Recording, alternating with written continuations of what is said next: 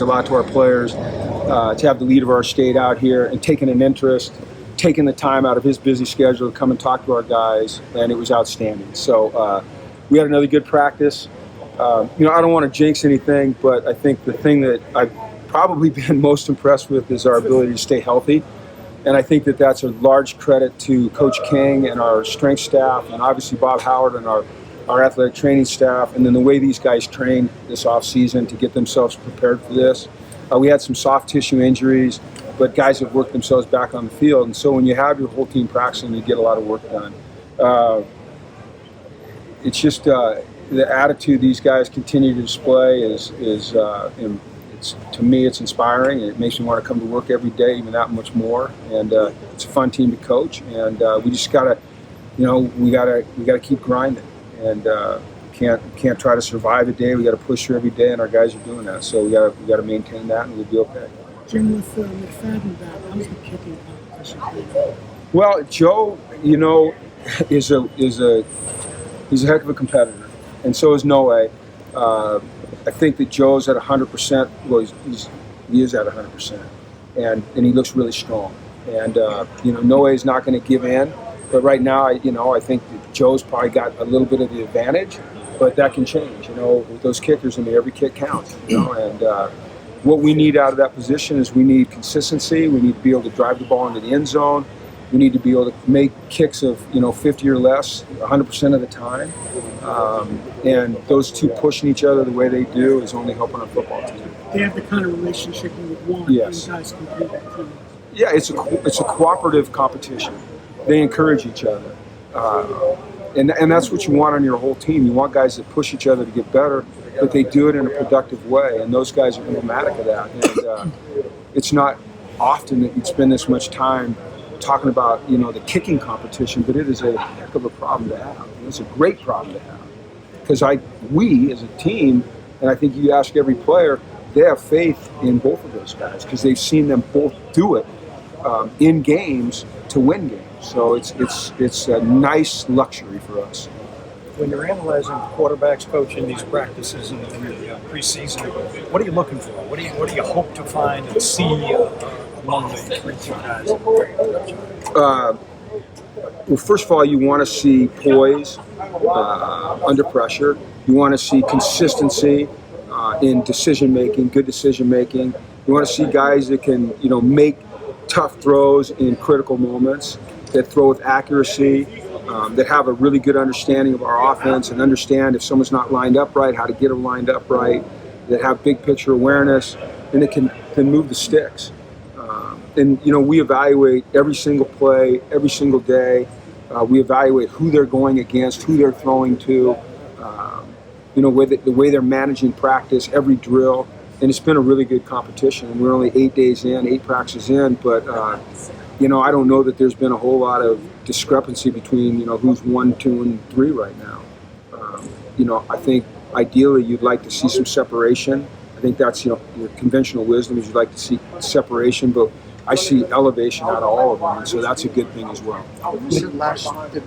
Victor Rosa started out last year, obviously he's on the depth chart, and he gets a play. How much does it get open this year? The playing time he got last year. Everyone that where you improve is when you're playing a game. Your biggest improvements come in competition, in competitive situations, and we saw that out of Victor.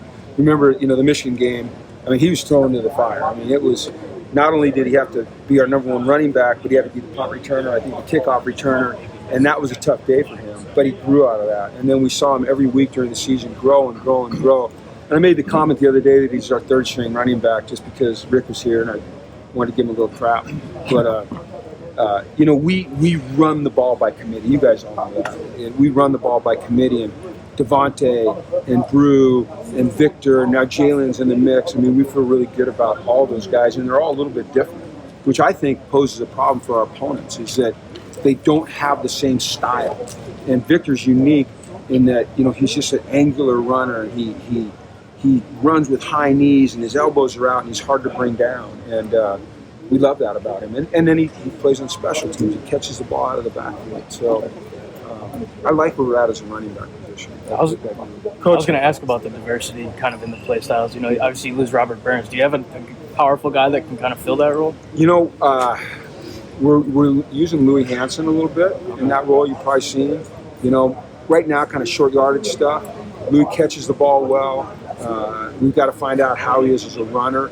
I think that Jalen can do some of those things. Jalen's a 210-pounder. He's not like Burnsy at 230. But that's okay. Yeah, I mean, I'd love to have Robert Burns here for another year. If we could get him back, get some kind of waiver from the NCAA, it'd be great. But I think, he's got a shot to make the Chicago Bears, which is awesome. Yeah, we don't have that guy right now. So Hansen's playing some out of the backfield? Is that a little bit? Yeah. You'll see him in the backfield a little bit. Sometimes in short yard situations, sometimes in first and second down situations. It's not a mainstay of our offense, but it is a wrinkle that we'll use. Jim, how does the diversity in that rushing attack help take pressure off your quarterbacks, especially since you're still trying to figure out who QB1 is? Yeah, well, we always want to be able to run the football. I think that, when you can run the football effectively, it opens up so many things for you offensively. And I think the diversity helps us, but the depth helps even more. It's just being able, we're not going to wear a guy down, I think with guys like with Devontae or Brew, they put pressure on the defense. The defense better be right, because those guys can find a gap. They can get through it. And if they get through it, they're hard to catch. You put Victor and Jalen in there to pound them a little bit, to beat them down a little bit. So having an effective running game opens everything up. And it's no secret. We've talked about it. All of us have the whole offseason is seeing improvement in our passing game. And I'm seeing that improvement. And so having a healthy running game with improving our passing game, we should be a more effective offense. Where has Devontae improved from last year? It's interesting. I would say his pass protection. Yeah, I know, and that's kind of something you overlook a little bit, but backs are asked to protect. And, we always talk about him catching the ball and running the ball. But I've seen him stand in there and take some linebackers on and give the quarterback just enough time to get the ball off. And, for 175 or 170 pounder, when you got 230 pounds coming at you, that's not always fun. But he stays in there, he anchors down, and gives just enough to let the quarterback get the ball off. We didn't see much of Brew last year. What do you like about him? I think he's got really good quickness. I don't know, I think Devontae is probably one of the faster players on the team, but Brew can run. He's hard to tackle in space. He's shifty, and he'll protect as well. I think that with both of those guys, given that they're not the biggest guys in stature, it's critical to have that depth, because you can't ask 175 pounders just to run up in there all day long. It's going to take a toll on them. So having Victor, having Jalen, along with Devontae and Bruton really helps us. Coach, I know your focus is on your Yes, I'm gonna go here. Go ahead. I heard the question. I'm sorry. I like the way that those guys are performing. I think that the key thing is that we're starting to develop depth here. You want to go through the season with the starting five that you started the season with, and have consistency throughout the year with the lineup. But if it doesn't happen, I see us having developed some depth here, and I like that. And I think we're bigger, we're more physical. They work well together. They understand the scheme. They're very, very, very well coached by Coach Samus, who's an outstanding coach. And, that unit is typically one of the closest units on any football team I've ever been on, and it's no different with our guys. So, Coach, I know the focus is on your team in the upcoming season, but can you give us your thoughts on this musical chairs that's going on right now with conference realignment and looks like the dissolving of the Pac-12 where you used to coach, and what that means even for this program going forward? Yeah, I kind of stopped when the last week when all that amazing day happened.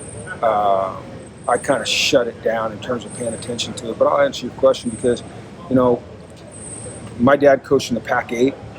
I played in the Pac-12 and coached or Pac-10 and coached in the Pac-12. So, I played at University of Washington. I coached at UCLA. My dad coached at Colorado. My son goes to Colorado. My dad coached at Stanford. I've always had an affinity for the Pac-12, and so to see it dissolve the way it has, to me, is sad. I don't like it. I've heard two people say probably what I feel better than I could ever say it, and that would be Eli Drinkowitz. I don't know if you guys saw his statement the other day. You should look at it. I think it's really good. I could never be that eloquent, and I thought what Dion said was right on in terms of, everyone's chasing the bag, and I could never say it the way Dion said it either. So I would say the two guys that said it the best For me, in terms of expressing how I feel, it would be Dion and Eli, and I agree with both of them. I'm sad to see what's happened to the Pac-12, just being that, that matters to me. Like the Big East matters to us out here because of our history there, and I'm learning it. The Pac-12 mattered to me, so I don't like what happened. Where do you want UConn to end at the end of all these musical chairs? Do you need to be in a? I want us to be in a Power 5 conference because I think it helps. Like I said on day one, I think it helps our athletic department. I think it helps every student athlete. It certainly helps this football program, and I think that we're building something that that is earning the right to be in a Power 12. This football team will compete with, not Power 12, Power 5. This team will compete with Power 5 football teams. We have the facilities, we have the people. We do more with less than any athletic department in the country, in my opinion, when you look at all the sports. And if we're able to increase our revenue stream where we can provide more for our football team, more resources, I think we just ascend. And quite frankly, I don't understand why people don't see it because they don't come here. I read in where they don't have facilities. Yes, we do. This program was a proud, strong program years ago. We're getting back to that. And I hate to use the word deserve because to me the word deserve is an entitled word, but I think we are earning the right to be in a Power 5. And we'll compete against anybody. It's just, you see it by our schedule. We're not afraid to compete against anybody. Does that mean we're going to beat them right now? We'll see, because we're going to play the game. But in terms of competing, we'll compete against anybody. So. Quarterback, you have a new guy that's part of the new guy to the team that's part of the competition. Can you just discuss what Joe Fagnano brings to the table and why he's competing for the starting job? Joe brings poise, he brings snaps. So for a quarterback, when you're an NFL scout and you're evaluating quarterbacks, you're looking at wins, you're looking at snaps, you're looking at throws. You want to count. You want to see experience. So Joe's got those things. He's got a lot of snaps. He's made a lot of throws. He's won games. He's been in pressure situations. He's responded, in games. He understands our system very well because he was with Nick. And even though we've tweaked it and changed it a little bit, Joe understands it. I think above all else, though, with Joe, it's just the poise he demonstrates on the field, the confidence that he's garnered from his teammates because of the way he conducts himself in workouts and meetings, at practice. He's unflappable. And that's what you want out of a quarterback. He exudes confidence. And so when you're a quarterback, when you're a leader, when the guy taking the snaps has that confidence, it rubs off on everybody else. Coach Cam Ross, the last 2 years obviously haven't gone his way. But how have you seen him kind of come back and be able to participate? Obviously, especially that position, it feels like the skill is taking a step up. But how has he been able to work himself into that? I have so much respect for Cam. To go through what he's gone through the last 2 years, a lot of guys would have given it up. And he hasn't. He's only worked harder. He's doubled down on everything that he's done. We're being very, very, very conservative with how we use him this year, especially in camp, because we got to get him to the starting line.